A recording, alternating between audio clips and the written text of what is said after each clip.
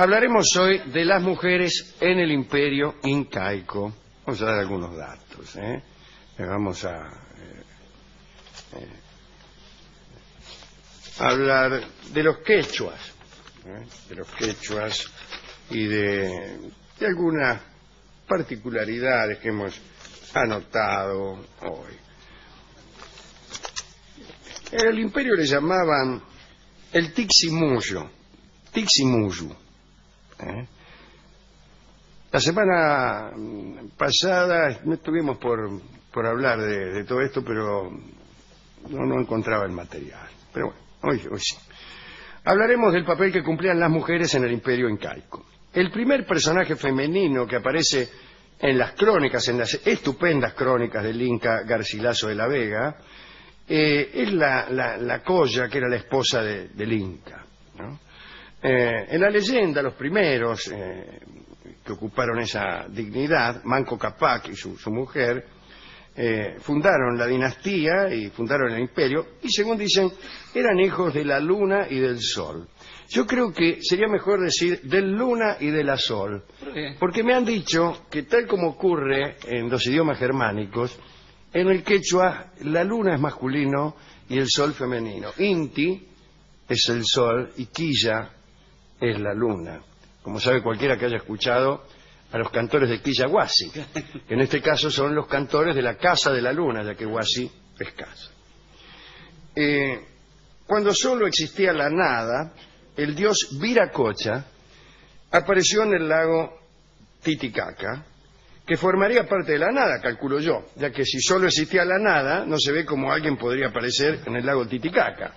Ya, hay una falta de seriedad allí, ¿no? En todo caso sería una nada bastante poblada. Podemos suponer que el lago Titicaca no existía hasta ese momento, pero apareció justo ahí. Bueno, qué sé yo. Bueno. El caso es que Viracocha en el lago Titicaca realizó su acto creativo. Creó primero un mundo oscuro y nebuloso, cuya gentes parece que no lo reverenciaban suficientemente al dios Viracocha. Por tal motivo hizo desaparecer aquel mundo. Porque, imagínense, un mundo que uno crea con tanto esfuerzo y no te reverencian, lo destruyó el dios Viracocha. Después creó otro mundo, un mundo de gigantes, que también convirtió en piedra por la misma razón. Parece que los gigantes son un poco ingratos. Viracocha hizo entonces una creación más perfecta a su imagen y tamaño, pero esos hombres resultaron malos. ¿Y qué hizo? Les mandó un diluvio que duró 60 días, es decir, un 50% más que el diluvio clásico. Después de este diluvio, ya seca la tierra, Viracocha mandó salir al sol y a la luna, o como hemos dicho recién, a la sol y a la luna. Pero también a las estrellas, todo esto para dar luz al mundo que acababa de crearse. Y dispuso que el sol y la luna estuvieran siempre distantes, tal como aparecen en la experiencia cotidiana. Una sale de noche, el otro de día, así. Sin embargo, dispuso que se conocieran, y así lo hicieron. La sol y el luna se amaron y nacieron dos hijos que son justamente los ya comentados Manco Cápac y Mama Ocllo, que fueron las primeras, la primera pareja y los primeros incas. El sol envió a estos hermanos a la tierra para fundar una ciudad en un lugar tal que se pudiera hundir de un solo golpe una varilla de oro. Tenían que andar por todo el mundo con una varilla de oro a ver dónde la podían enterrar. Allí en aquel lugar donde la varilla se enterrara con un solo golpe, había que fundar una ciudad. Debían además reunir a los hombres que estaban desparramados por la tierra y enseñarles oficios y a vivir como seres humanos y no como bestias. Mire, discúlpeme. Al final la varita se hundió en Cusco, que en quechua significa el ombligo del mundo. Las mujeres, discípulas culturales de Mama Ocllo, servían como fuerza laboral y aunque estaban exentas de pagar el tributo al Inca, indirectamente lo pagaban porque contribuían con su trabajo. Bueno, trabajaban las mujeres, discúlpeme, ¿no?, desde los 5 años. Tan importante era el trabajo femenino en el funcionamiento de la comunidad que el Estado, otra vez, controlaba su trabajo. Había unos visitadores que iban a las casas para ver, inspectores es mucho mejor, ¿no?, y observaban que las mujeres se encargaran de limpiar, de hilar una cantidad de metros de tela por día, y también que se ocuparan, atención, de los deseos nocturnos del marido. Señor, pero ¿qué es esto? ¿Una clava sexual? ¿Qué serán, me pregunto yo, los deseos nocturnos del marido? Sí. Hemos traído al sexólogo oficial del programa, el señor Gabriel Schulz, Sí. para que nos explique cosas que nuestra ignorancia no alcanza a percibir con corrección. Por ejemplo, ¿se refiere esta expresión a un deseo de comer pan a la noche? No. No, bien. Debe entenderse que cualquier deseo verificado durante las horas de la noche es un deseo nocturno del marido. No. No, no. Entonces, ¿se refiere a los deseos que tienen que ver con la actividad venérea? Absolutamente. Era mucho peor de lo que yo pensaba. Bueno. Ahora, ¿por qué siempre son nocturnos esos deseos y no diurnos? El inspector laburaba de noche. Bueno. En aquella y en otras civilizaciones, la gente tenía por costumbre hacerlo de noche, por discreción, ¿no? A favor de la oscuridad o en algún caso por asco, ya que temían que el sol con su nitidez viniera a eliminar lo que de imaginario tenía su novia. En la antigüedad clásica, y allá en el fondo de la antigüedad,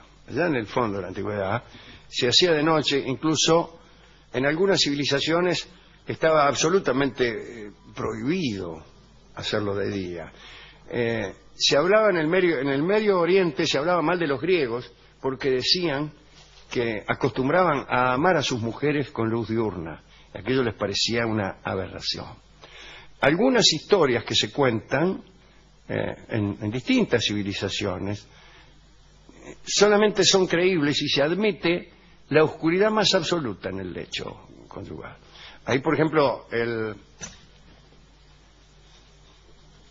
la sustitución que el papá de Raquel y Lía hace en el lecho nupcial de Jacob solamente es posible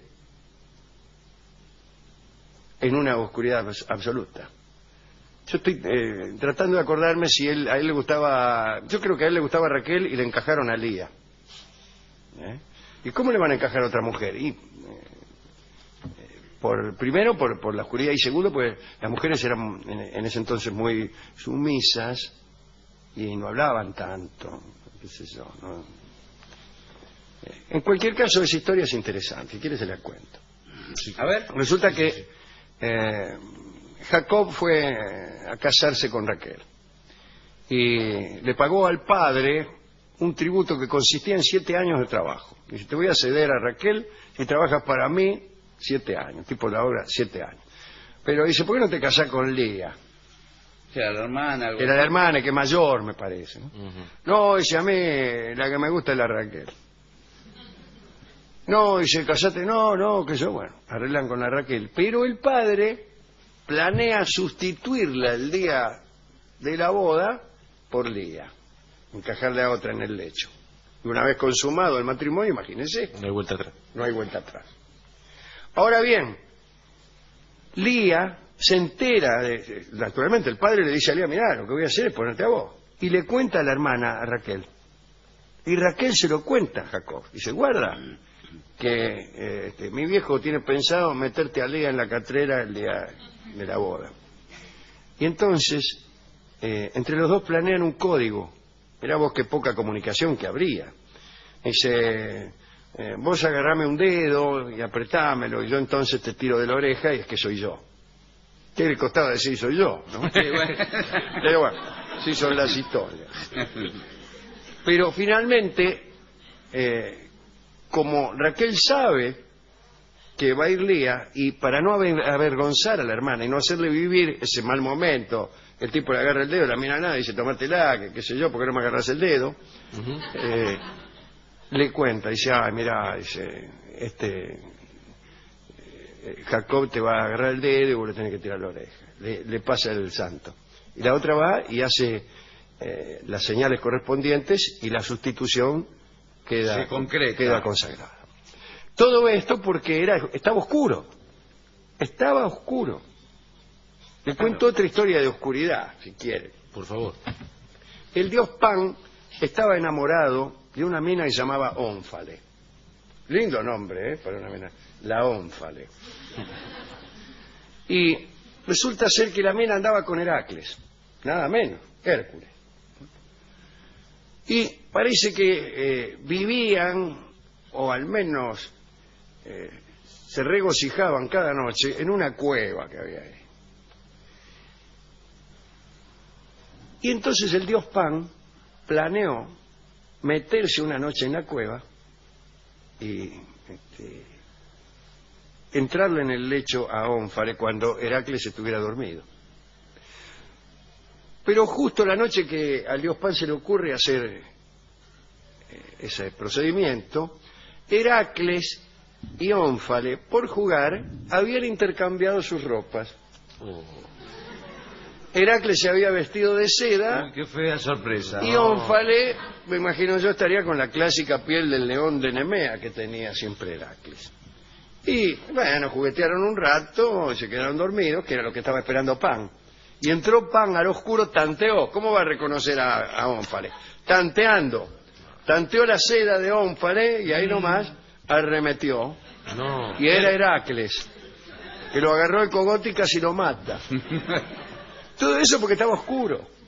Hay una vasta literatura que solo encuentra consagración si admitimos que la noche era muy oscura y que la gente solamente tenía lances venéreos por la noche. Así ocurría también aquí, entre los quechuas, entre los incas, ¿no? Y hemos dicho que entre las obligaciones de las mujeres figuraba complacer a los maridos y cumplir los deseos nocturnos de ellos, ¿no? Bien. A pesar de estas exigencias, las mujeres se daban tiempo para coqueterías. Una de ellas, una linda coquetería, era tener el cabello renegrido. La palabra renegrido siempre produce una cierta inquietud. En mi barrio no se utilizaba la palabra renegrido para aplicarla al cabello, sino más bien se hablaba de algo renegrido ante un enemigo. No importa. En todo caso, para obtener esta propiedad, me refiero la negrura, practicaban una maniobra muy peligrosa. Cuando los pelos se te ponían castaños, o se le ponían castaños a la mujer, así de ese color rojo sadaic, caoba. Claro, cocinaban el fuego al pelo. No. Claro, sin sacárselo a la mena, sin cortárselo. Ponían una olla con unas hierbas dentro, la muchacha se ponía de espaldas, le ponían no sé qué, una bolsa en el cogote para que no se salpicara de agua hervida, para que el fuego no la quemara, y le metían el pelo adentro de la cacerola. Y ahí pasaban la tarde entera con el pelo apucherándose. Después sacaban el pelo más negro y más lustroso que las plumas de un cuervo recién mudadas. Tanto como esto puede el deseo de hermosura, decía el Inca Garcilaso, de quien hemos robado estas consideraciones. Había en el Cusco, determinadas mujeres que desde la infancia eran sacadas de su vida normal por una disposición del culto instituida incluso desde los tiempos del legendario Manco Cápac. Eran las enclaustradas en el Aclahuasi, o Casa de las Vírgenes del Sol. La casa estaba destinada a la divinidad del Sol, al que se le rendía este tributo de virginidad. Qué raro entonces, ¿no? Bueno, no importa.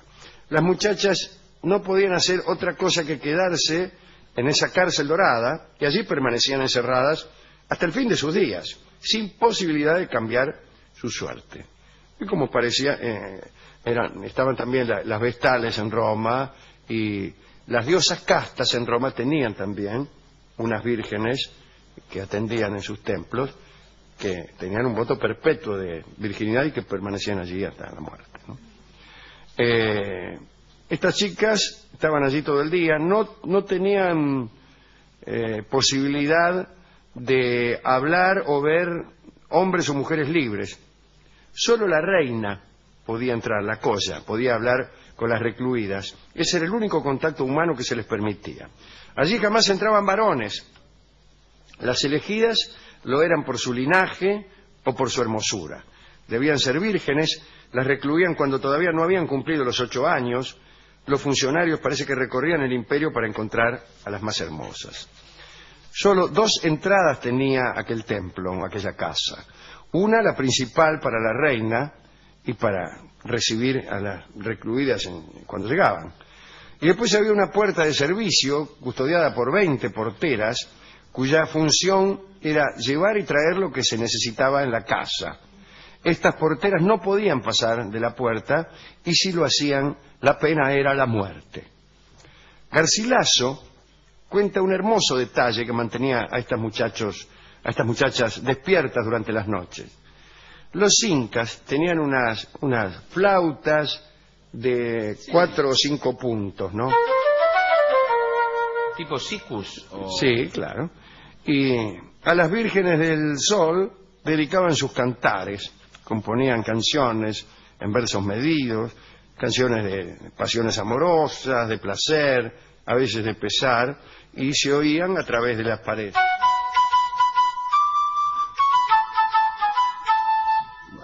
Existían también otras casas parecidas, que eran esta vez elegidas para el Inca. Esto era otra cosa. Esas casas entraban vírgenes, pero que iban a dejar de serlo, porque allí se hacía una reserva de doncellas y el Inca podía disponer de ellas a voluntad. Era el serralio del Inca. Cuando él las pedía, sacaban a las más hermosas para llevárselas y pasaban a ser las concubinas. El Inca tenía una esposa legítima y tantas concubinas como quisiera.